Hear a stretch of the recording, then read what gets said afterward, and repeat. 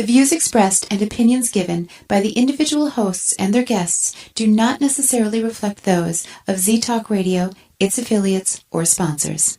Are you sitting comfortably? Then we'll begin.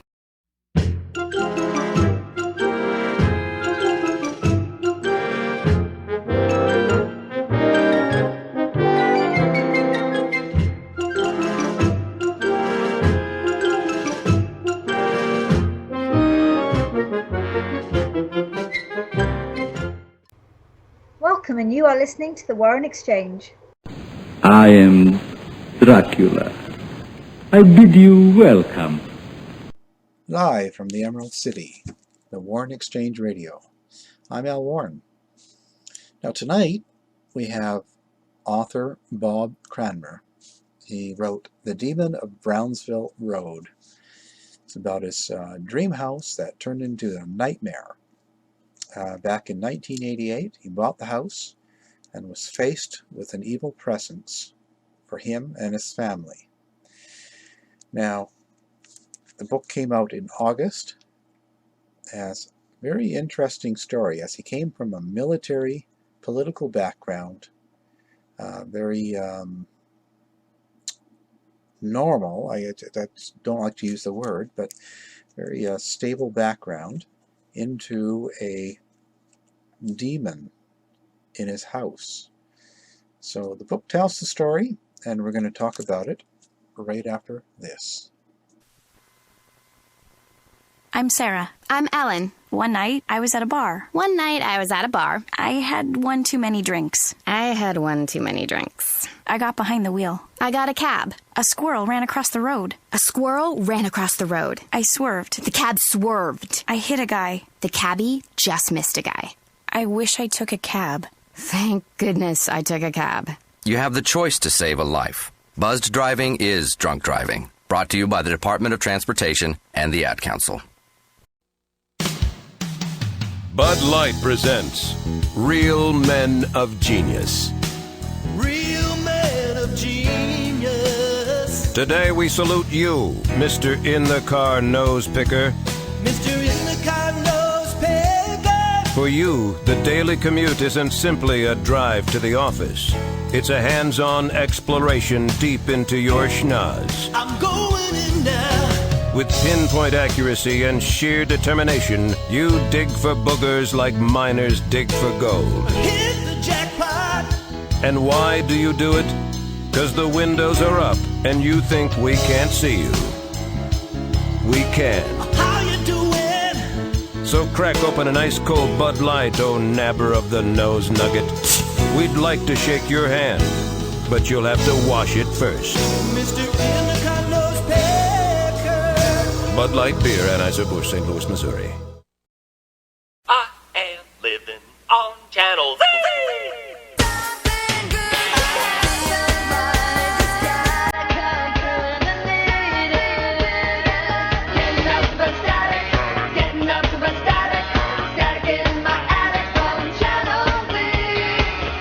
You're listening to Z-Talk Radio Network. I am living on Channel Z.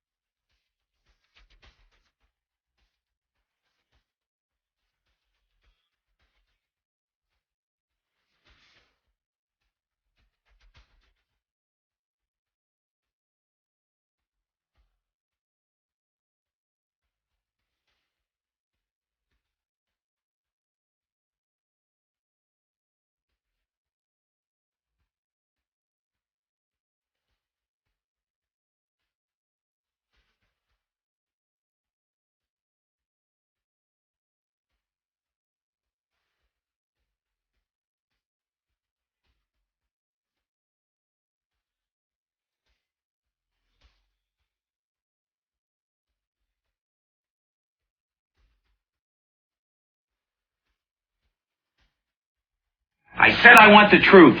You can't handle the truth. I said I want the truth. You can't handle the truth.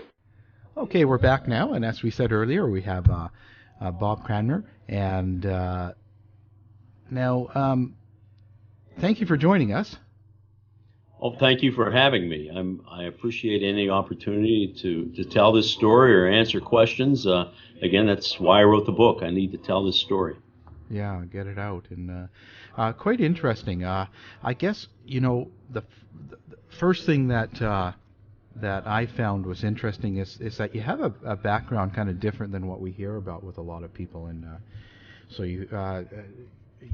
Why don't you tell us just a little bit about your background so people kind of know where you're coming from? Yeah, certainly it is somewhat unique, and that's why I spend a number of chapters in the beginning outlining who I am, because I think that does add a level of credibility to the story. Some paranormal aficionados get a little bit frustrated with that because they want to get right into the story, but I think it is important to first and foremost make it clear that my wife and I were never interested in anything like this, never had any experience with it. I saw the movie The Exorcist when I was a kid, and probably at one time saw the Amityville Horror, but beyond that, my wife and I really had never dealt with anything like this. So again, my background is I grew up in this little town right outside of Pittsburgh. Went on to be commissioned in the United States Army as a military intelligence officer. Spent about eight and a half years in the military. We decided that we wanted to provide our kids with somewhat of a more normal, stable lifestyle. So we left the military and we moved home to Pittsburgh. Whereupon I went to work for AT&T.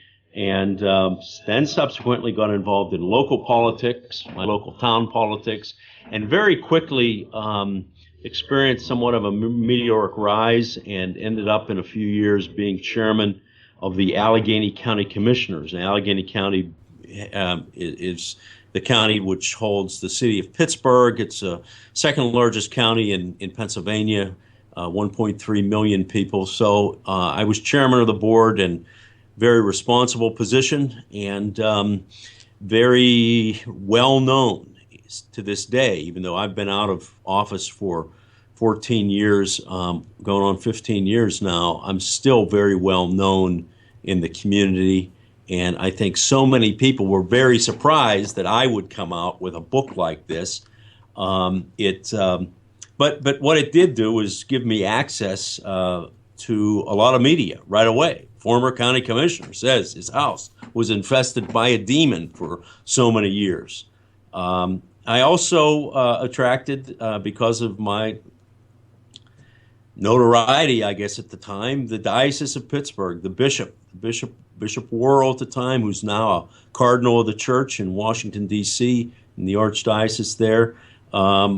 They assigned a team of priests to work with my family and I. So it does have all, the aspects, I believe, of credibility. The diocese continues to stand beside me, or I should say behind this book, stating that it is 100% credible, and they certify their involvement in the story. And so that's who I am.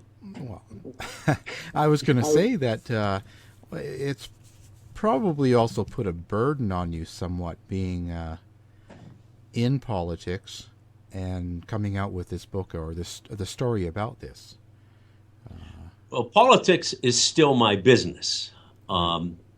Government is my business. As many former political types, you come away from political office with a lot of contacts and a lot of, credibility and so on. So I worked for some government relations firms for a number of years, and then about 6 years ago decided I would open my own firm. So yes, government lobbying is my business now, and I was concerned, if all of a sudden people viewed me as some kind of a kook. They haven't to date.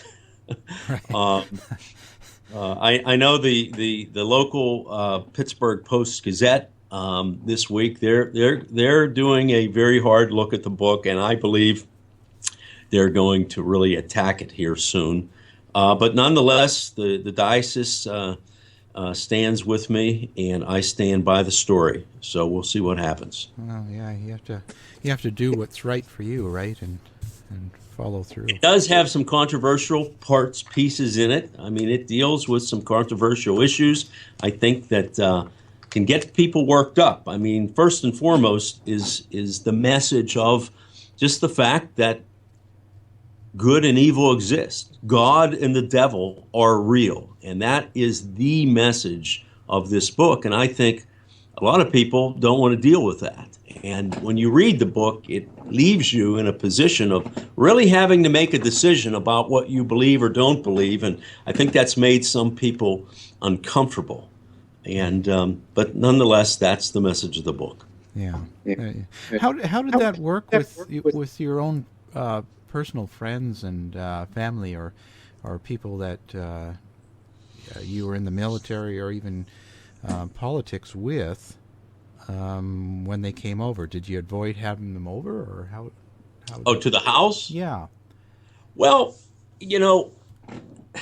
for a number of years, well over 10 years, we lived in the house. And the paranormal activity, one was private. We didn't broadcast it. But for years, we thought we just, and I put that in, parentheses, or we just lived in a haunted house. I mean, we had regular paranormal activity, but for so many years, it didn't seem to be threatening.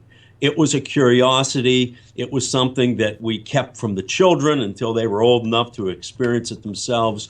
So we all knew it. I think, my kids' friends who may have had sleepovers and experienced some of the stuff knew it.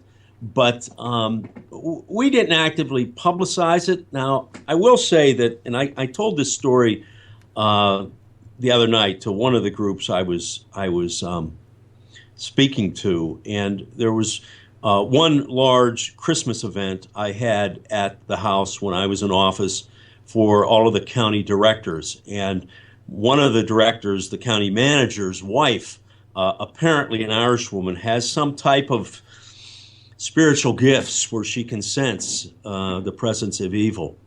And he told me at that time that when his wife left our house, she was very upset and said, "Don't ever take me back to that house again. That house is bad, it's evil, and I want you to stay out of it as well." So she sensed something was really amiss in the house. And a few years later, we found that out in a very real way. Mm-hmm. So for the people that don't really know much of the story or haven't read the book yet, let's start with what happened, your story. What was the first activity or thing that happened that kind of stuck out for you, that was kind of, not normal? Well, I think not normal was... I was attracted to this house since my earliest memories. From the time I could walk the streets by myself, back in the 60s, maybe 7 years old, I was always attracted to this house magnetically. There was just this fascination I had with it, and I was drawn to it consistently until when I looked to move back to Pittsburgh, my family and I, in 1988.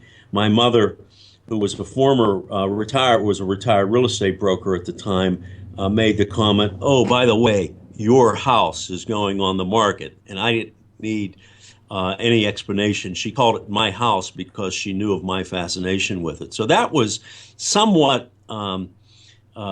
foretelling at the time, and later on we would find out the significance of my attraction to this house, that in some way there was some foreordained plan that we accepted. It's like Mission Impossible. If you accept this mission, all record will be destroyed.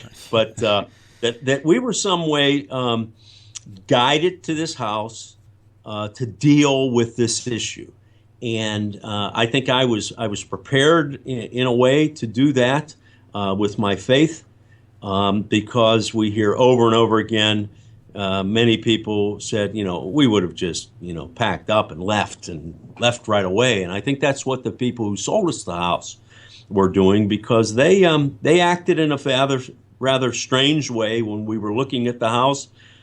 They took our first offer without any negotiations. They just wanted to sell the house and get out.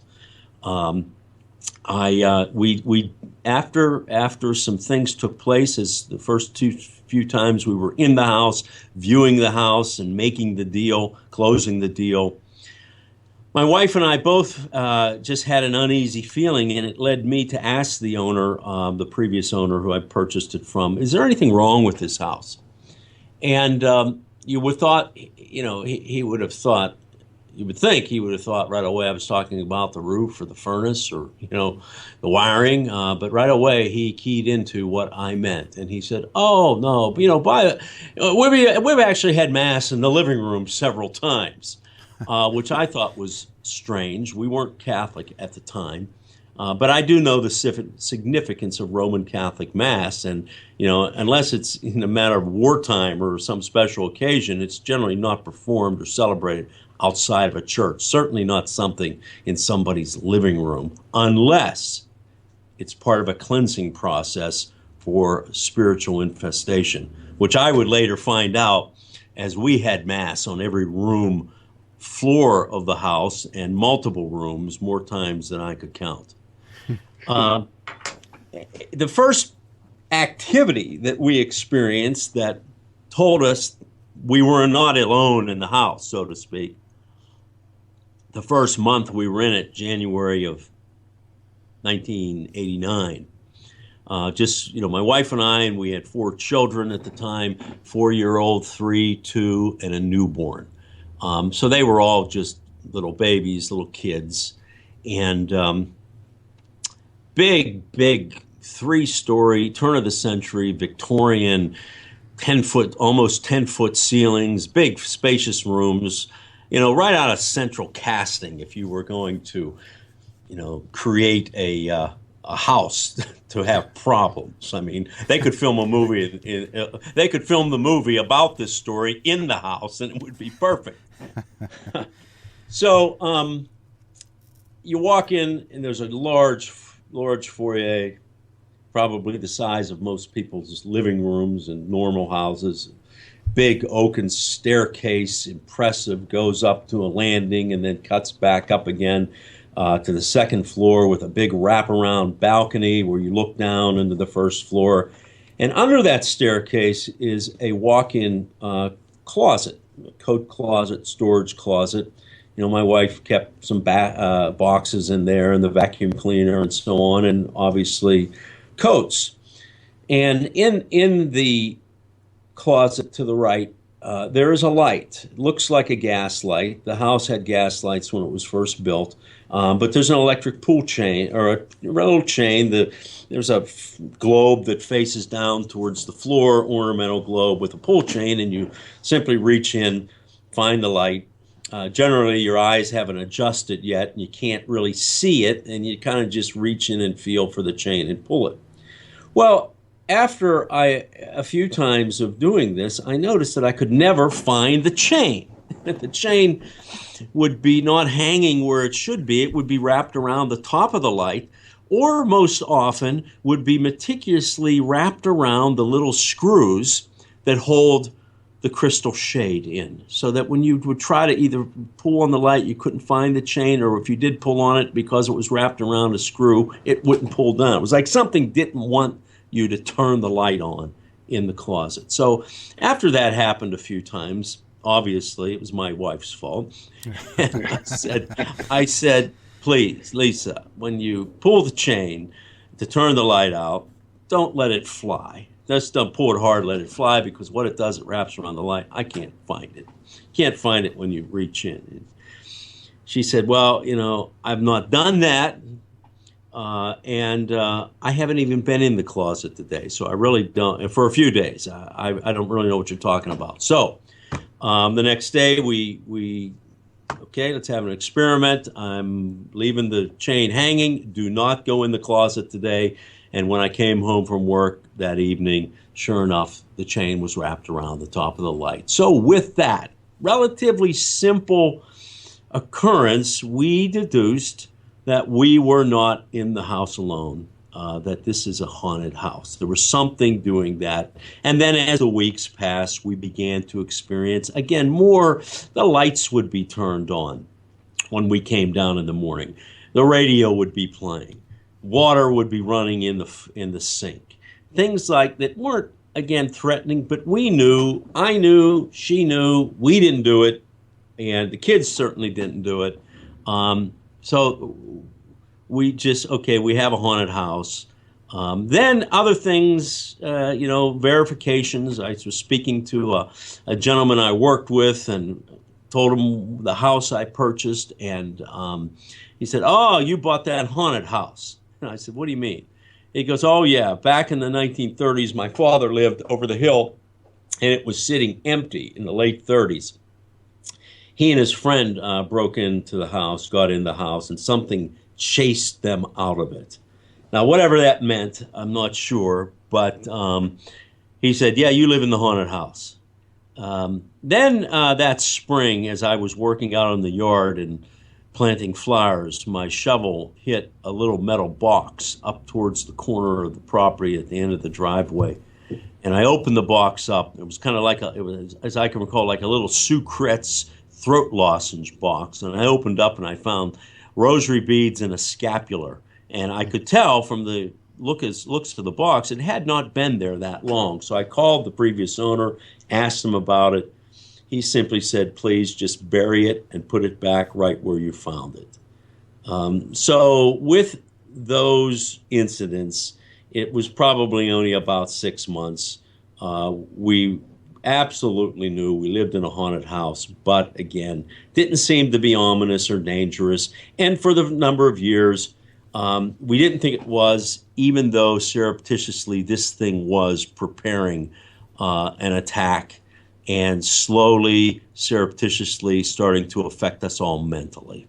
Right. How long before it got to the point where it was more... when the battle started. Yeah, like how long? What was the? Because right now you're saying there's these little things going on, nothing to really worry you a lot.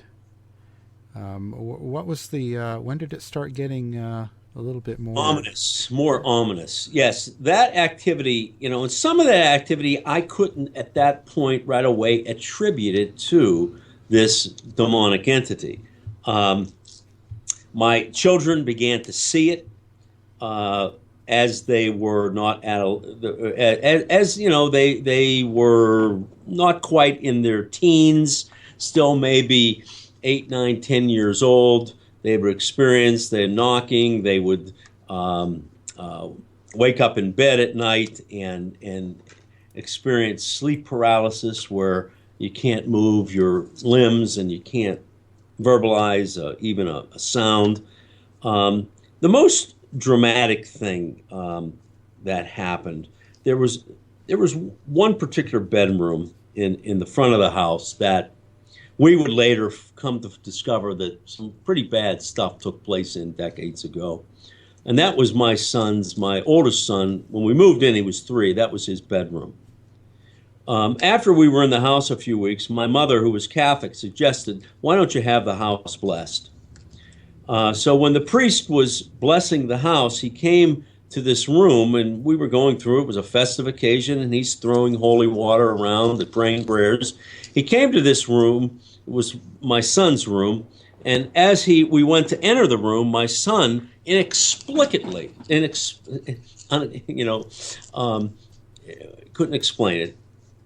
He's 3 years old, bars the entry to the room, puts his arms across the doorway and said, "You can't come in this room." And he was as serious as you cannot come in my room. You can't come in this room.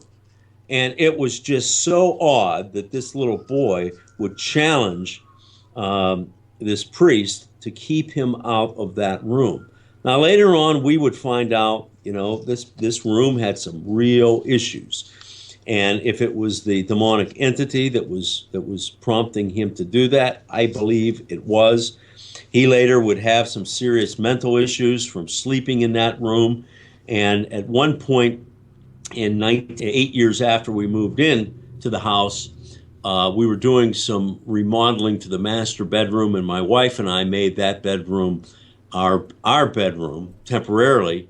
And within a few months, her entire personality changed, and here she is, a woman in her early 30s who was president of the local school board and a great helpmate to me, had what amounted to, out of the blue, a nervous breakdown and ended up 2 weeks in a psychiatric ward of a hospital. I look back on that now and absolutely attribute it to our moving into that room. And once we moved out of it, not immediately, but, she regained her senses and all the issues we had went away. So there was a concerted effort from this thing to affect our children. It really went off after my boys. And during the time it really was active, both of them, spent time in psychiatric hospitals, were constantly under the care of doctors and medication, and it was terrible. And again, going through all this, looking back on it now, we can see how it all came together and what this thing's design was, even before we knew of its intentions. Now, in early 2000s is when it hit the fan, and the paranormal activity was no longer a curiosity. It was dangerous, and it was continuous, and it was akin to a movie, the Amityville Horror. And I knew at that point we had some serious problems, and that's when I eventually turned to the Catholic Church. Again, I wasn't Catholic, but it's not like you can call up, the Ghostbusters, and, Bill Murray and Aykroyd. I wish I could have, with their ray guns. What do you do? And, I went to the Catholic diocese, to the bishop. In fact, the mayor of the city of Pittsburgh, who is a friend of mine, he's no longer mayor, but he went to the bishop for me and talked to him, and the bishop assigned priest, and they laid out a plan of attack, so to speak. I thought initially this would be something that could be taken care of, like calling the exterminator. They come and treat your house and it's done. And I think sometimes that is the case, but in this case, it was more like the movie The Matrix. I was given the choice of taking the red pill or the blue pill. Yeah. You can sell this house and get out, take your family, move, give it to someone else and hope, it's okay with them, or you can stay and we'll work with you and help you, but this is not going to be easy. And they knew that right up front, that this activity was strong. Yeah, that's pretty intense. Now let's stop for a break, and we'll come back right after this. Far from the city, where the Lorax roams free, is the home of a magical truffle of trees. They grow happy and healthy and thick as you please, just waiting for visits from yous and from me's. Whoa. In a place you will love, with things you'll adore-est. It's a magical spot. We call it the forest. Look, everyone here needs the trees. And who are you? What? I'm the Lorax, guardian of the forest. I speak for the trees. Visit the animals. Come see the plants. From the mighty sequoia to the tiniest ants. Discover its beauty. Take time to relax. See brown barbaloots or even the Lorax. I feel so alive! I just like hearing you say it. The forest is there for you to explore. So come once to see it, then come back lots more. Visit discovertheforest.org. This message has been brought to you by the U.S. Forest Service and the Ad Council.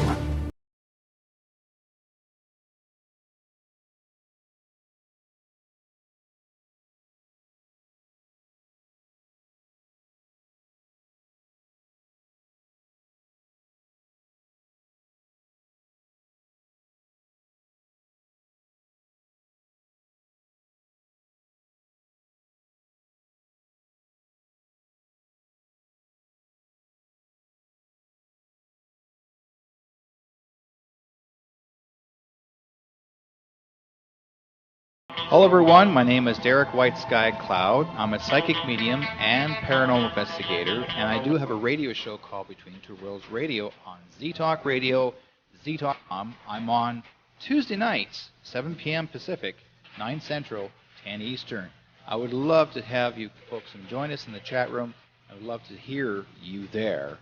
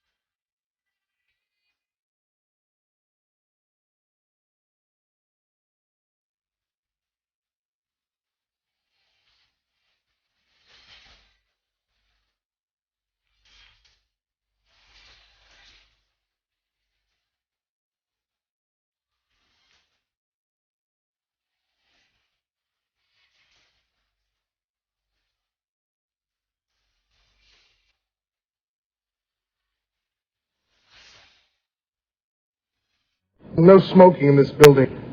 What are you going to do? Charge me with smoking? Okay, we're back. Now, when we left, we were talking about when you started noticing it to escalate.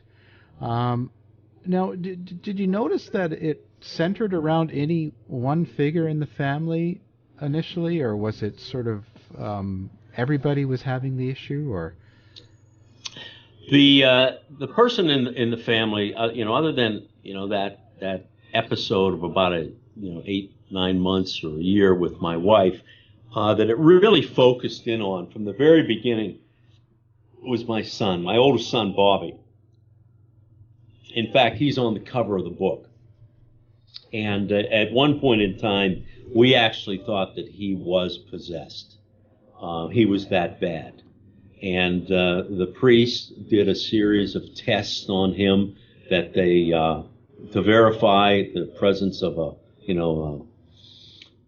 possession, and he failed it. I mean, he wasn't possessed, but he certainly was oppressed and targeted by this thing. His behavior, his countenance, he was uncontrollable. We would have to call the police to come and take him away to a psychiatric hospital. He attacked me at one point seriously. It was really a traumatic event. Would punch holes in the walls. He was really uncontrollable. And then it began to affect my youngest son in the same way. And so yes, it really keyed in on two of my sons. Now, some folks listening to me were saying, well, you're dealing just with standard adolescent.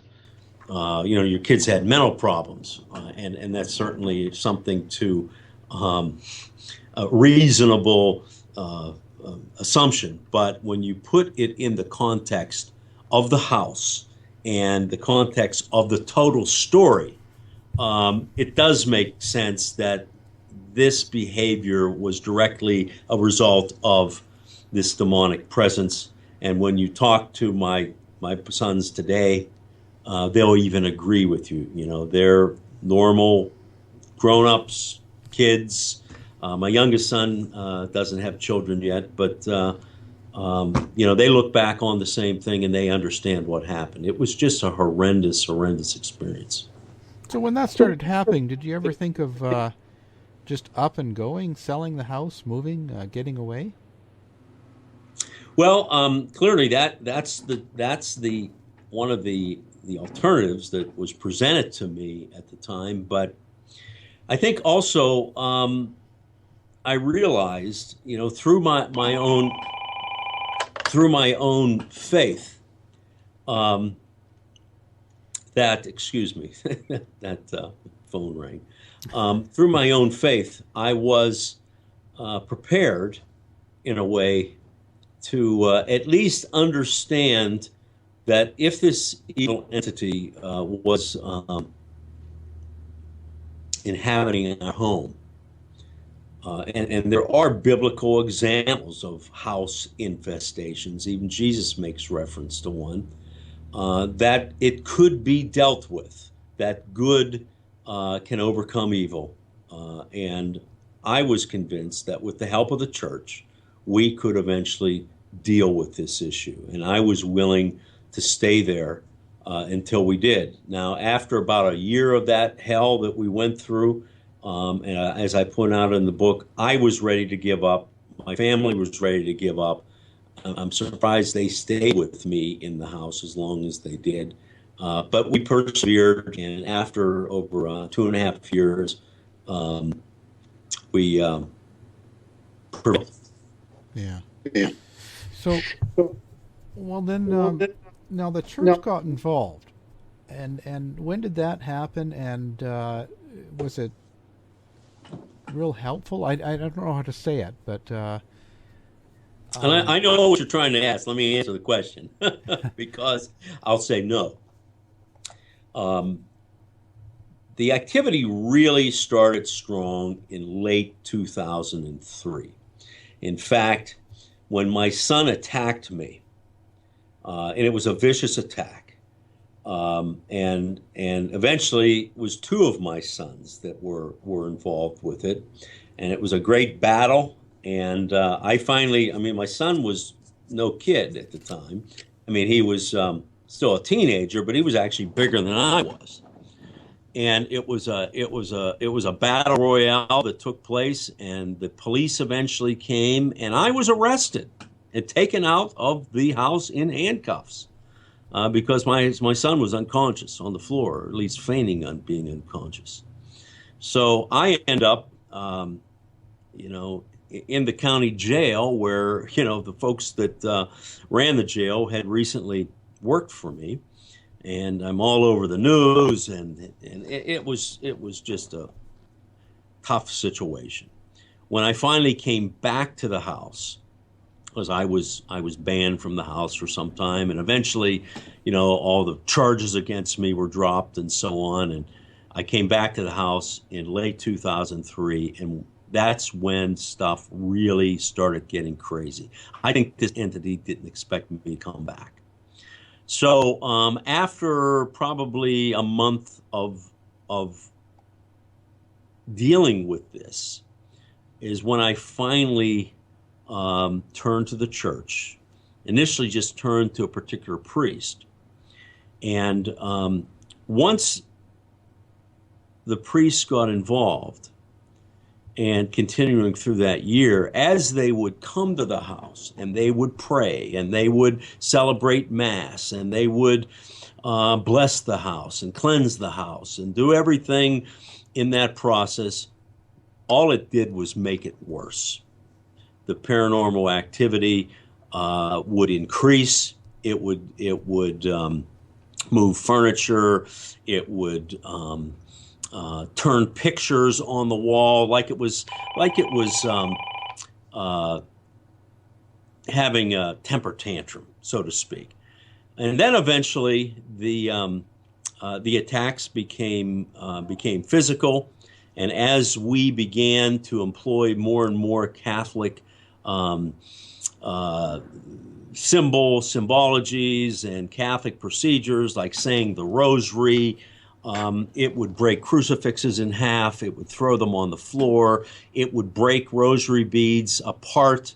It would mangle the crucifix, and things like that. And it made, it was very clear that anything that represented, holy objects, Catholic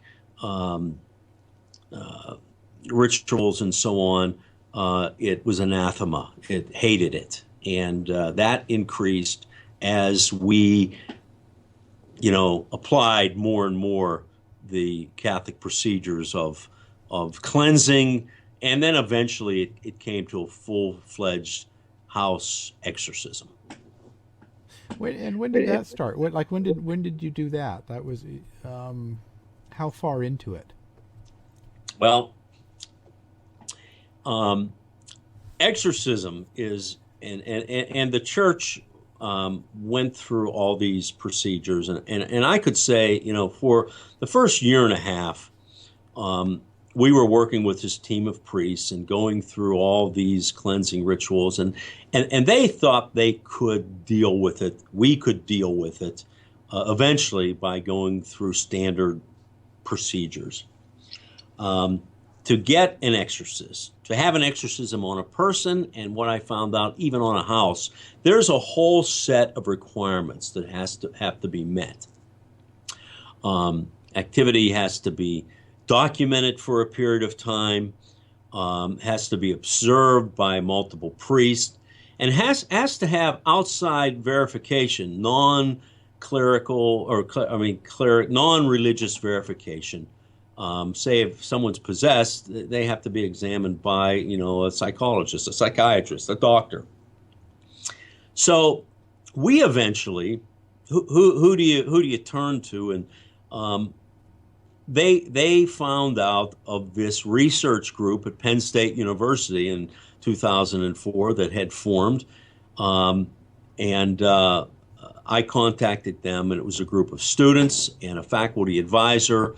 And they were kind of ghostbusters, ghost hunters, to come to our house and set up all their equipment, which was a lot, and verify paranormal activity.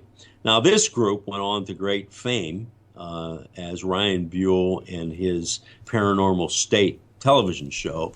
But at the time that I dealt with them, and they had just formed as a group, this was one of their first, and I could say probably their most intense experiences or cases. So they came twice in January and February of 2005, did everything the church wanted them to do, and documented it.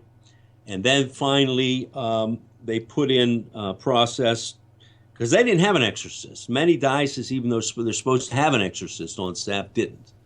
So they turned to the Archdiocese of New York City, and there was an exorcist there, famous guy by the name of Father James LaBarre. Has written books on it and so on. He's now deceased. And eventually, James LaBarre came to the house in the fall of 2005 and conducted a full-fledged exorcism. Old priest, young priest came. It was like the movie, and so that's when that took place. And so does the church actually have kind of a way of determining that it's a demon, or do they have some sort of criteria that they follow? Well, that's good. Good question. And yes, they do. As I've learned through this, that there is somewhat of a hierarchy, an order of ranks in this demonic world.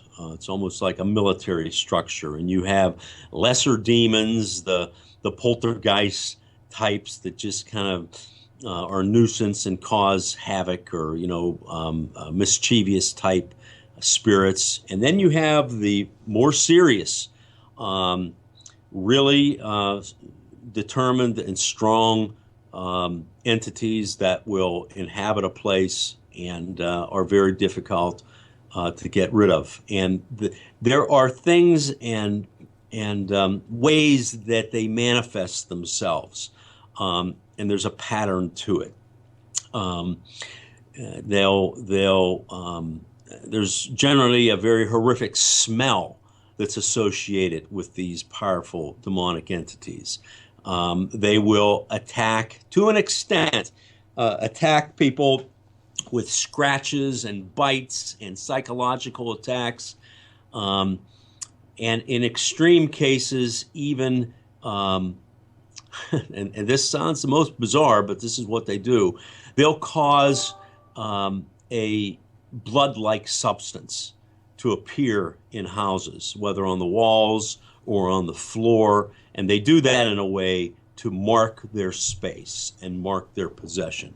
And we experienced all of that. So also, if they can resist the procedures to expel them, and they continue to resist it, that tells you that they're even that much more powerful, that they can resist. And that's what we were dealing with. Huh. So now the fluids that you say you deal with, like, what did you have? Like blood on the wall or fluids on the floor? Well, we had several different types. Initially, we had puddles on the floor. We would have this clear-looking liquid that it had a smell to it. My wife referred to it as, it wasn't urine, it wasn't yellow, but she said it smelled like birth fluid, the smell of birth. And she, obviously having 4 children, knew that. Yeah. Eventually, it and that plays into the story as well later on. We would find these puddles of reddish fluid that looked just like blood. Eventually, that fluid would be an orange, rusty fluid. But again, we didn't put it there. It was puddles on the hardwood floor, left in places for us to find it, to see it. But eventually, it would be splattered all over the walls in certain parts of the house. It was actually to mimic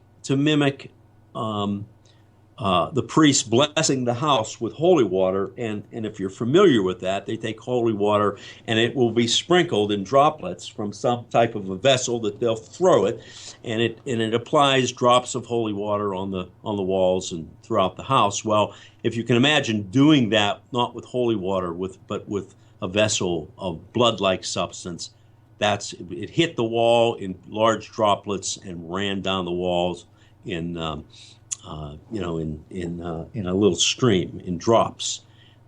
We have pictures of it. I took samples of it. I had it analyzed by several different laboratories. It wasn't blood, but it certainly looked like blood, and it had the effect, the desired effect. It really freaked us out. When you had it analyzed, were you ever able to determine what it was? Well, okay, I had it analyzed twice. First, and again, not really understand, okay, what are you looking for here? So I take it to one lab. I worked for an engineering company at the time, and they were always taking samples of, things to a lab to be analyzed that appeared in houses and basements and so on. So I didn't realize this was an environmental lab. So what they analyzed it, and they came back with the conclusion. They said, we're not really sure what it is, but we can tell you it's nothing natural. It's not mold, it's not mildew, it's not anything that's living. So there was no explanation that this stuff that all of a sudden appeared on the walls did so naturally, for whatever reason. Then the next time I had this substance analyzed, I was a little bit better prepared. I took some of the fluid that had dried and was able to, with a razor blade, scrape it off and kind of get a pure dried mixture that could really be analyzed. And I took it to another type of, lab that really breaks down material and can tell you specifically, what the individual components are. And they were befuddled by this, not because they didn't know the components, they just couldn't understand why this stuff was mixed together. I mean, there was carbohydrates and different things that, would say that it was some kind of a food substance, maybe, or then there were chemicals like sulfur and other things that would say, well, this may be a cleaning product. So they weren't able to come back and say, well, this is red soda pop, or, this is Mr. Clean, or, something to that effect. They said, we can tell you what its components are. We can't tell you why or how they're all mixed together the way they are, and we certainly can't tell you how it got on your, got applied within, in your house. So that was it. I took pictures of it. I had it analyzed, and that's what happened. And quite often, I guess. Now, so was there any sort of a smell that was associated with the demon, or any sort of? When I was in its presence,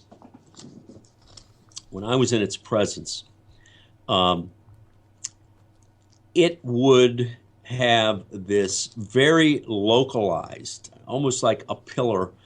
It was like an invisible person, or a person that say maybe had very bad body odor, or very bad, bad breath. You only smell it when you're right next to them. It's not like the smell will permeate the whole room. Unlike, air freshener or a bouquet of flowers or something. It was very localized, and it would move.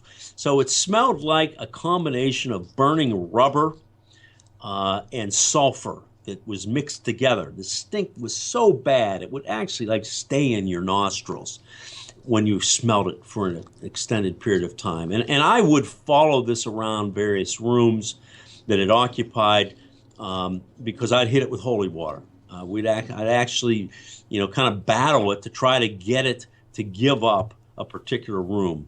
That was the way in a way, I say wrestled with it, not physically, even though it did harm me physically, but I would be in its presence all the time. And again, we're not just talking about a week or two. This was over months. What other steps did you take to kind of battle this, as we'd say? Well, one of the most effective things that we found, because the priest came maybe every 7 to 10 days, and to make things worse. Agitate it. That's right, to make things worse. But I had to find ways of things that we could do, on a daily basis. I wanted to. I was angry. After you get past the reality that this thing is there, and it really, I can't say it's routine, but this is here. Okay, some people coming off the street, they'd be scared to death. It's like I told my wife one day, well, if it wasn't for the blood running down the walls, things are not too bad in the house. So I would come up with ways, or we'd discover ways, how I could make this thing's existence in the house, as bad as it was making life for us. And I knew that anything that had to do with the sacrificial death of Jesus Christ on the cross, it didn't like crucifixes. It didn't like to hear about it. It didn't, it just kind of drove it crazy. And I'm not on a religious soapbox, but this is reality. It was upset. So if you can recall, back 10 years ago, there was a lot of attention about the movie The Passion of the Christ, Mel Gibson's movie, a very controversial movie about, it was too violent and so on. Well, that was a representation of the Passion of Jesus Christ. So we took that movie, and in that particular room that I spoke of in the front of the house, second floor, we put that movie on on a DVD and put it on repeat, and that movie played for almost 7 months straight, nonstop, 24 hours a day, until the CD player just plain wore out. And we would come in, the TV would be turned off, the DVD player would be turned off, the DVD would be taken out, we would find it on the floor. it clearly did not like that movie. And then at one point, my wife had the brilliant idea of taking a full-length mirror and placing it in front of the TV so that no matter where you were in the room, you would see what was being depicted. And that just, it was our way of pushing back. And in the spiritual world, it was a very strong maneuver that we used. Yeah. Wow. Okay. Let's stop for another break, and we'll be back right after. I'm Sarah. I'm Ellen. One night, I was at a bar. One night, I was at a bar. I had one too many drinks. I had one too many drinks. I got behind the wheel. I got a cab. A squirrel ran across the road. A squirrel ran across the road. I swerved. The cab swerved. I hit a guy. The cabbie just missed a guy. I wish I took a cab. Thank goodness I took a cab. You have the choice to save a life. Buzzed driving is drunk driving. Brought to you by the Department of Transportation and the Ad Council. I am living on Channel Z.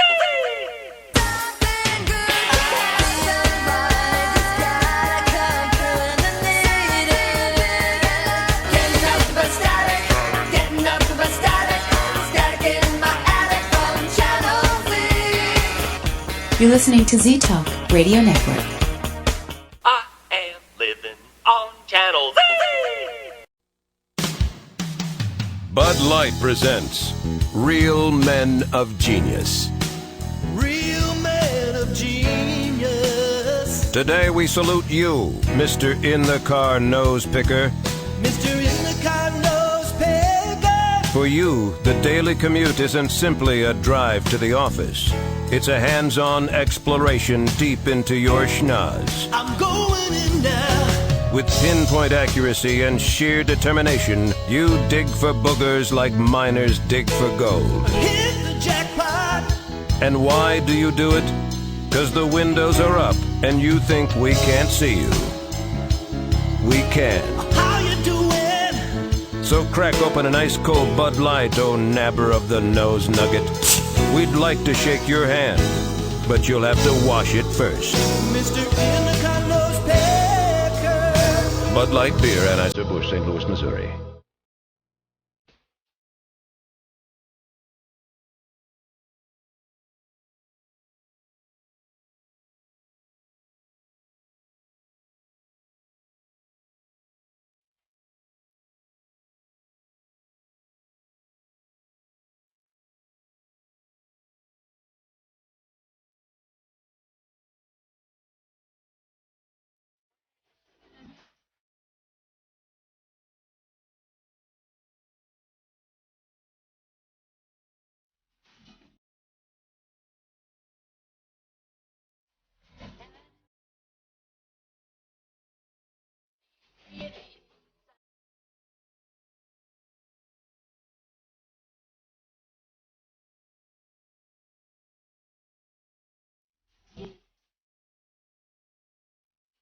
No smoking in this building. What are you going to do? Charge me with smoking? Okay, we're back now. We're in Seattle, right? Yeah. Okay, we're back now. And now, after all of this, did you ever find out what the history of the house was, or any sort of past, or where you think the demon sort of started? Where it came from, sure. Yeah. The book really starts with that, and it ends with that. It gives you a piece of an occurrence which doesn't explain anything, and then it goes through the book, and in the very end, I explain the story at the front of the book, and it kind of tells you what you just asked. And I'm confident. We, for a time, thought that even though the house had this infestation, and a lot of bad things happened in the house through the decades, that in some way the evil associated with the house was really attached to the land that the house was built on. And initially, how do you find that out? And this is a very historic area. Pittsburgh, was the frontier of the United States after the Revolutionary War. The British, prior to the war, did not permit settlement really west of Pittsburgh into Ohio or anything or Indiana. That was all Indian territory. And so after the Revolutionary War concluded and the United States government came to possess what was called the Northwest Territory, Ohio, Indiana, Michigan, you had the Iroquois Federation and many Indian tribes there that thought that was their land, that was their country. And they were not party to the Treaty of Paris, and the new United States government, which had a lot of debts to pay, not only to suppliers of material and so on, but to individual soldiers who had fought in the Revolution, they all of a sudden had all this land, and they decided they were going to pay people in tracts of land. So you had so many parcels handed out to individuals and, in payment. So you had this flood of settlers in the late 1780s flooding through Pittsburgh into Ohio. And not too long after that, the American Indians, the Native Americans, were not happy with that. And thus you had the first big conflict this government was faced with. It was called the Northwest Indian War. And it was a very, very vicious and intense war. Initially, the American Indians, defeated all the American militias that were sent against them, and they really terrorized the settlers who had come in and drove them all out. And Fort Pitt, which is Pittsburgh today, was reactivated, and that was really the frontier of the United States. So you had this war taking place, and the story I was eventually told, we have this several hundred-year-old oak tree in the front yard. And there was always a legend about this tree being a special tree, and nobody really knew the real story. It always had something to do with George Washington or the Revolutionary War, but no one could really tell for sure until I met a woman as I was writing the book who told me the story of a tree. And apparently what she said apparently happened was that during the beginning stages of this war, there was a woman and her 3 daughters who were massacred on the land in my front yard by a tribe of raiding Indians.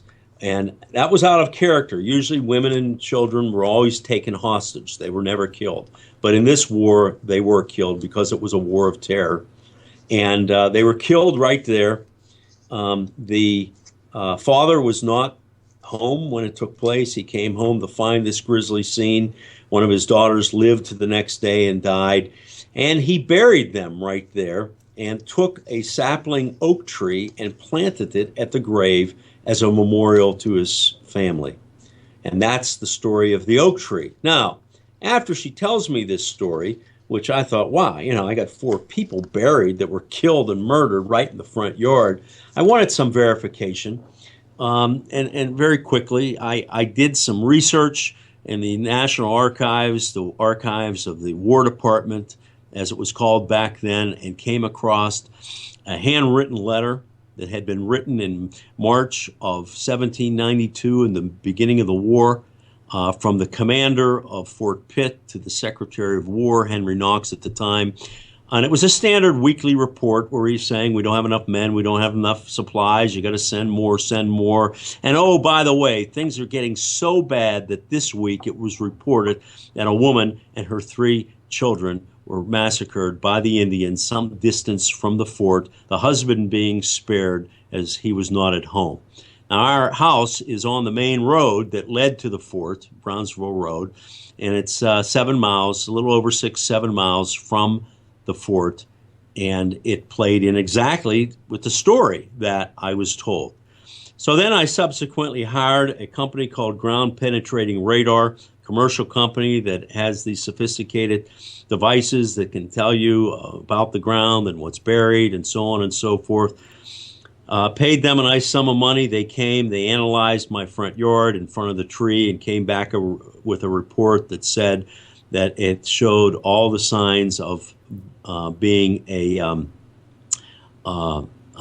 grave site. It was a horizontal area. I can't remember the exact width of it, like 6 or 7 feet by 11 feet, where the ground in a perfect horizontally was disturbed at one point with the remains of 4 objects 4 to 6 feet down, and had all the characteristics of an old grave. So with that, with the story, with the letter, I came to, I think, a fairly solid conclusion that story was true, and that I had this event that took place in the front yard. Now, am I saying that the American Indians were the ones who were, perpetrated this evil? I'm not, because certainly enough evil was perpetrated upon them as well. But I do think, and again, the whole premise of the story is that evil exists apart from the evil intentions and deeds of human beings. It can cause people to do really heinous crimes, whether it's, the whole nation of Germany and the Holocaust, or, Charles Manson. I believe that the evil that was associated with this massacre in some way attached itself to the land where the house was built on, and that was the origin of it. I think it makes sense. I think it's also interesting that for some unexplainable reason, the year or so after I moved in, I all of a sudden developed this extreme interest in Eastern Indian art of that same time period, and ended up filling the house with all these prints and lithographs and so on of pictures of American Indians from the eastern regions of Pennsylvania and New York. Filled the house with it over a period of time. And I think that was also just another way of a sign of what the initial cause of this evil was and what we dealt with. Do you think there was something, when you said you always loved the house, you're always attracted to the house, and eventually you ended up buying in your later years, do you think you were attracted to it for a certain reason or meant to be there? Well, as we worked with the church, and they had the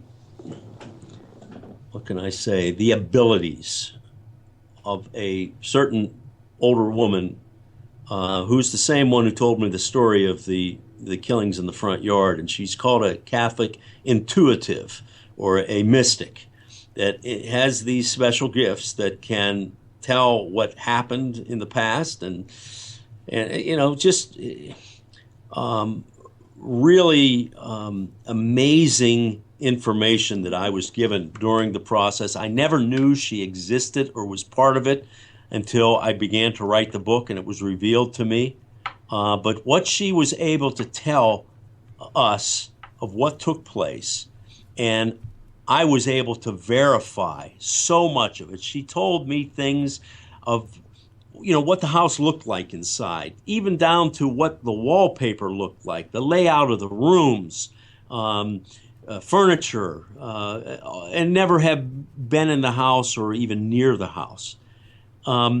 She said that, yes, in fact, I was in some way chosen to be a person who would one day be given the opportunity or the choice or the task to deal with this strong evil that was in this house. And I think not only affected the house, I think it affected the whole town. And I think the main purpose of it was that I would not only deal with it, but have the ability to articulate the story, to write the story, and the biggest task was to maneuver the publishing world and get the book published, because it's a story that's important and I believe is very relevant to today's culture. Yeah. So where do you find yourself now? Now that it's passed, or do you still own the house? Yes, we live in a house, and that's another decision I had to make. Okay, so even though we dealt with the issue, we this big house, it's worth a lot of money. My wife and I don't need this 7,500 square foot house anymore. We have another house that we'd like to, retire to, but I had to make the decision that I publish this book, the likelihood that I'm probably never going to be able to sell this house. But I did that because, again, I thought it was important that I had to tell this story. So we live in the house. My personal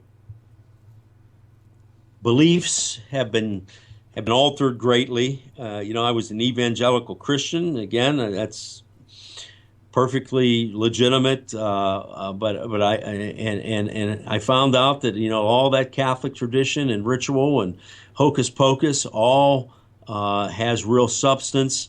And I was able and given the opportunity to experience the supernatural firsthand, so that my faith has ceased to be faith. It's based on reality. And I know stuff. I know God exists. I know the devil exists. I know angels and demons are all real. So I have a different perspective. It gives me a different view of life. And that's why I was really kind of obsessively driven that I had to write this book and take all of the notes that I kept during the process and convert them into a narrative and tell the story. And one of the reasons I'm talking to you today, is I'm not, I need to tell this story. That's my mission. And how's the family, and how is everybody doing now? Well, my family is fine, normal family. I have 5 grandchildren. My oldest son, who was the focus and gave us, fits, and really we thought he was possessed at one point. It's taken him time to recover from that. He won't read the book, but he certainly knows what's in it.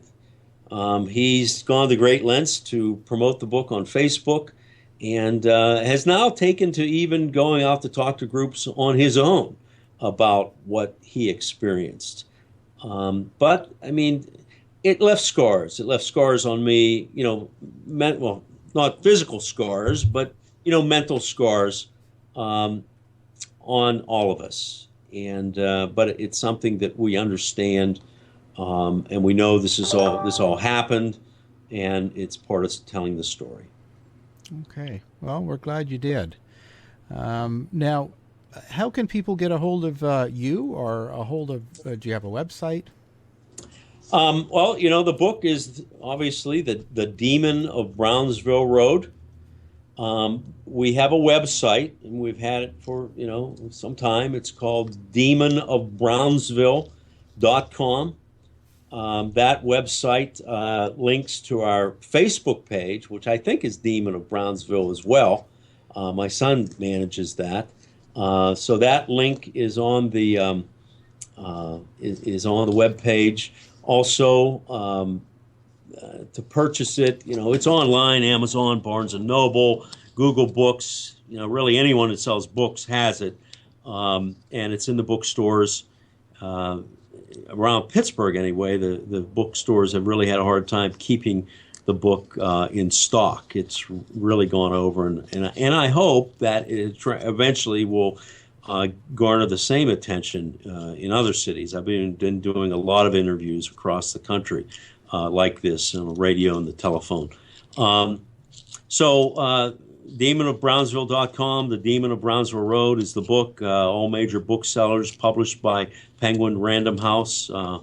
Berkeley books specifically, and we'll see where it goes from here. Okay, and we'll also post that on the website here for us and the radio, and let everybody know. Well, thank you very much for joining us. I appreciate the time, and I also thank you for getting me to set up Skype. Yeah, you're welcome. Yeah, baby! Show's over for now. Was it as good for you as it was for me? Well, good night. This has been a production of the Z-Talk Radio Network. I'll be back.